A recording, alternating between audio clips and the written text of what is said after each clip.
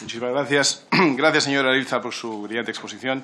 De los 4 puntos que ha mencionado, me gustaría centrar mis preguntas en 2. La primera, la propuesta de solidaridad por credibilidad, que me ha parecido muy interesante, con su contenido de condicionalidad. Y 2, fomentar que España forje consensos en la Unión Europea. Creo que van muy vinculadas. Y respecto a la primera, lo que le quería preguntar es ¿cuáles creen que deben ser las reformas que acometa España? Que, a su vez, también se puede formular como una pregunta ¿cuáles cree usted que deben ser las condiciones que nos ponga la Unión Europea? Probablemente deberían ser las mismas. La condicionalidad que hemos conocido hasta ahora de la Unión Europea, en lo que tiene que ver con transferencias, tiene más que ver con agendas ideológicas, la transición ecológica, la inmigración masiva descontrolada, llamadas a la ideología de género y otras iniciativas de agenda progre. Pero probablemente en el futuro, y casi se formuló como pregunta, ¿no le parece a usted que deberíamos estar hablando más de un esfuerzo de utilizar el dinero que nos llegue para inversiones productivas y no tanto para gasto corriente, acometer una reforma de administración pública desde el punto de vista de su digitalización, pero también de su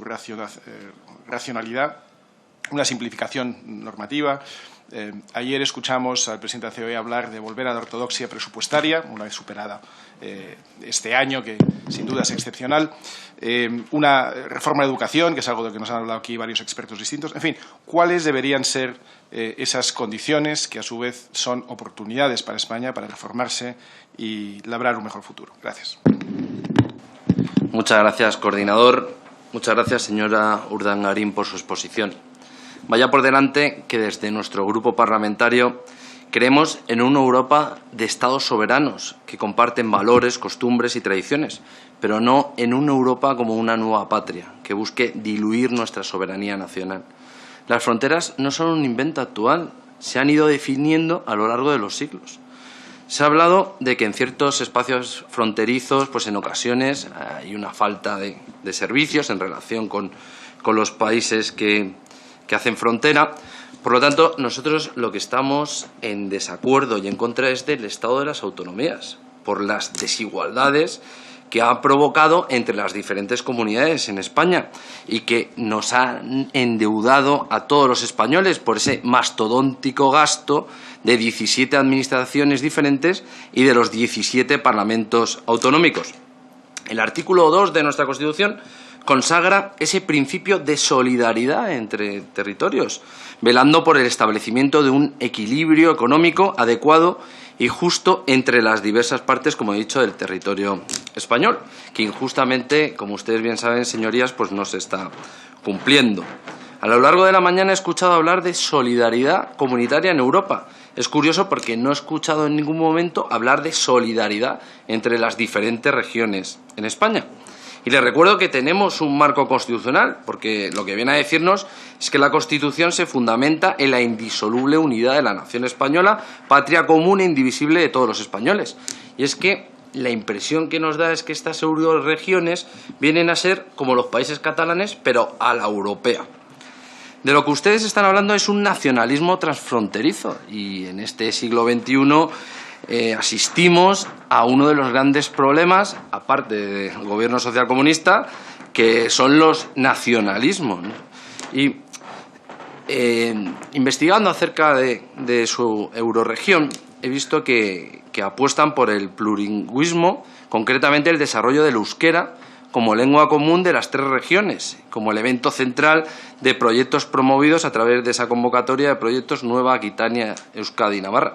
Claro, en el mundo el español se habla o lo hablan 572 millones de personas y con Hispanoamérica pues tenemos muchísimo en común, lengua, tradiciones, valores, costumbres, mucho más que con otros países. Pero entiendo que no vamos a pedir que se forme un macroestado. Creemos en la soberanía de los estados, ¿no? Y en el marco de ese plurilingüismo echamos en falta que se proteja el castellano, el español, porque, claro, ustedes han hablado de formar maestros de primaria bilingües en francés y en euskera. Entonces, señora Urdangarín, mi pregunta que le quiero formular es ¿dónde queda el español, el castellano en todo esto? Porque, claro, al fin y al cabo es España el país fronterizo, ¿no? Y, pues, muchas gracias por su exposición. Gracias, coordinador. Muchas gracias, señor Beltrán, por su exposición. Como bien sabe, desde nuestro grupo parlamentario estamos plenamente comprometidos con el ejercicio de los derechos humanos. Asimismo, sabrá que los miembros de la Comisión de Exteriores de este grupo parlamentario hemos realizado diversas iniciativas a petición de su asociación, claro, en aquellas cuestiones en las que sí que podemos estar de acuerdo con ustedes. Usted ha hablado de la Unión Europea como actor global de los derechos humanos, pero lo que no he visto es que desde su asociación se haya denunciado el estado de excepción encubierto que en España se ha aprobado, que ha cercenado el ejercicio de hasta 11 derechos fundamentales y libertades públicas que nos asisten a todos los españoles. Y usted bien sabe que jurídicamente, en el marco de un estado de alarma, pues no se pueden suspender el ejercicio de derechos fundamentales. Esto pues no lo han denunciado. También ha hablado de proteger el derecho a la salud. Y nuestro grupo parlamentario lo que defiende es que el dinero de los españoles hay que gastarlo y destinarlo en lo que realmente hace falta.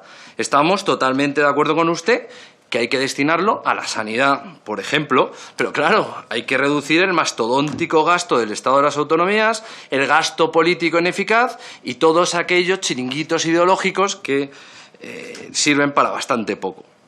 En efecto, es de justicia, como ha reconocido usted al inicio de la exposición, reconocer el esfuerzo que desarrolla a diario el personal sanitario y el resto de personas que están en primera línea y durante la crisis sanitaria del virus de Wuhan pues han estado como nuestras fuerzas y cuerpos de seguridad del Estado, nuestras fuerzas armadas y todos aquellos trabajadores. Y denunciar, como usted ha hecho, que a fecha de hoy, por desgracia, no conocemos la cifra real de fallecidos. Sabemos que son decenas de miles. Por lo tanto, desde aquí nuestro recuerdo y duelo y cariño pues, a familiares y amigos. Del mismo modo, ha hablado de los preocupantes casos de Hungría y Polonia.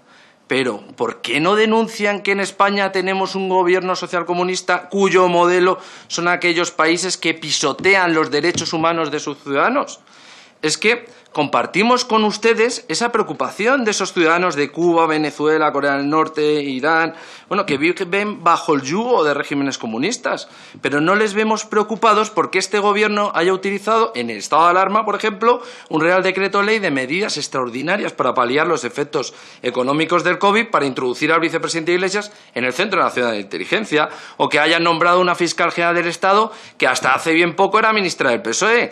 No denuncian tampoco el ataque, ¿no?, a la división de poderes, que tengamos en España el exjefe de la inteligencia venezolana, el Pollo Carvajal, en territorio español, y no lo hayamos entregado a la Fiscalía General norteamericana, que lo reclama por la comisión de delitos de narcotráfico, y la reunión que mantuvo el ministro de Trabajo Ábalos con Delcy Rodríguez, que tiene restringido el acceso a Europa, y recuerde que estas dos personas tienen responsabilidad directa en la angustiosa situación en la que se encuentran nuestros compatriotas venezolanos. No podemos estar también más en desacuerdo sobre las declaraciones que desde su asociación se efectuaron con los políticos presos del procedimiento judicial del Procés. No hemos visto que hayan pedido que el europrófugo de la justicia española, Puigdemont, rinda cuentas a la justicia española. También ha hablado de migrantes y de refugiados. Nuestro grupo parlamentario está en contra de las mafias internacionales que se lucran con millones de euros poniendo en riesgo la vida de personas en el mar. Espero que ustedes compartan esta preocupación. Pero para acabar con el hambre en España, usted sabe perfectamente que el dinero que tenemos es limitado y no podemos pagar, por ejemplo, el ingreso mínimo vital a todos aquellos inmigrantes que vienen a España. No hay dinero, el dinero está para pagar a aquellos españoles que se han quedado sin empleo, que vemos tristemente engrosar las colas del hambre, y también habrá que pagarle los ERTEs que no se les han pagado. Usted ha hablado de las llamadas de emergencia por violencia de género en Europa. Mire, desde nuestro grupo parlamentario estamos muy concienciados en el marco de la tolerancia cero con cualquier tipo de violencia, pero sobre cualquier víctima. No dejamos víctimas en el camino. Por eso proponemos una ley de violencia intrafamiliar que proteja a todas las víctimas, niños, mayores, hombres, mujeres, sin distinción. Pero claro, no podemos estar de acuerdo con una ley que invierte la carga de la prueba y vulnera preceptos constitucionales como artículo 14, acabo ya, coordinador, y criminaliza a la mitad de la población. Ha hablado de el medio ambiente seguro, limpio, saludable, y no he visto que hayan denunciado las prácticas de bunkering en la bahía de Algeciras o que tengamos ahí instalada una base militar extranjera con los riesgos nucleares que ello conlleva. También, como usted bien sabe, la deuda que tiene contraída Cuba con España son 2.000 millones de euros y este año la de Venezuela ha ascendido casi un 192%. Y esto vulnera lo previsto en la Ley Reguladora de la Gestión de la Deuda Externa de 2006, como usted bien sabe. Para finalizar, señor Beltrán, dos preguntas. ¿Cuál es su opinión sobre que el Gobierno español siga financiando a los regímenes que pisotean los derechos humanos a sus ciudadanos? ¿Y a qué se refiere Amnistía Internacional cuando llama a la acción contra Vox? Muchas gracias. Muy buenas tardes. Muchas gracias por su exposición. Muy bien. Yo quería volver a una de sus afirmaciones en concreto. Esta que tiene usted en la página 13, por lo menos de la versión de ayer, pero vamos, es prácticamente la misma por lo que he podido ayer, en que dice que no es cierto que las concentraciones empresariales sean necesarias para aumentar la competitividad de las empresas europeas en los mercados internacionales. Lo que es necesario para aumentar su competitividad es que las empresas europeas se enfrenten a más, no menos competencia. Yo estoy de acuerdo con la segunda frase. Es decir, lo que necesitamos es aumentar la competencia. Pero ¿no le parece a usted que es que si cerramos el mercado europeo a la competencia exterior, entonces es cuando nos vemos obligados a crear muchos competidores dentro de Europa? Es decir, quiero darle la vuelta a su primera frase, ¿no? No porque esté en contra de ella, sino por aclararme yo. Es decir, estoy de acuerdo con usted. Lo que necesita una empresa es competencia para que sea mucho más eficiente. ¿De acuerdo? Pero en Europa no hemos conseguido en determinados sectores compañías de tamaño elevado, tal vez porque nos dedicamos a cerrar o a poner palos en las ruedas. Esto es una reflexión que pueden no compartir, a la competencia exterior. Entonces, claro, necesariamente si queremos que sean eficientes dentro de nuestro pequeño mundo interior, necesitamos que haya muchos, pero a lo mejor si nos abriéramos a la competencia exterior, no nos tendría que preocupar el tamaño de esas empresas dentro de nuestro mercado. Es decir, solemos medir el tamaño relativo de nuestras empresas para ver si se están conculcando la regulación sobre competencia. El tamaño relativo lo medimos sobre Europa y hay muchos mercados en los que el tamaño relativo, nos guste o no, hay que medirlo sobre el mundo. Veo que usted apuesta mucho más por las políticas de oferta por las políticas de demanda que por las de oferta, me da la sensación.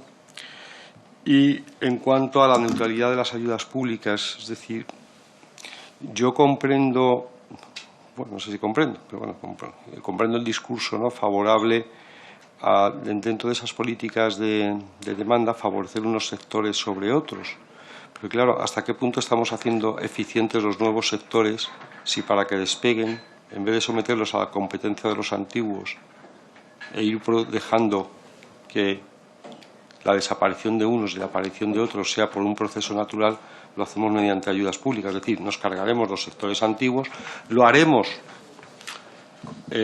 con ese cuidado que comparto del compañero de Esquerra, de que hay que llegar a... No podemos cerrar lo antiguo para que llegue lo moderno, pero entonces eso será una decisión política, mientras que a lo mejor sería mucho más natural dejarlo a la decisión, al devenir económico. Es decir, no ayude usted, los antiguos sectores se irán volviendo ineficientes, los nuevos sectores estarán sometidos a la competencia que les generan los antiguos, ¿de acuerdo? Y se producirá el trasvase natural desde esos sectores que no queremos hacia los nuevos.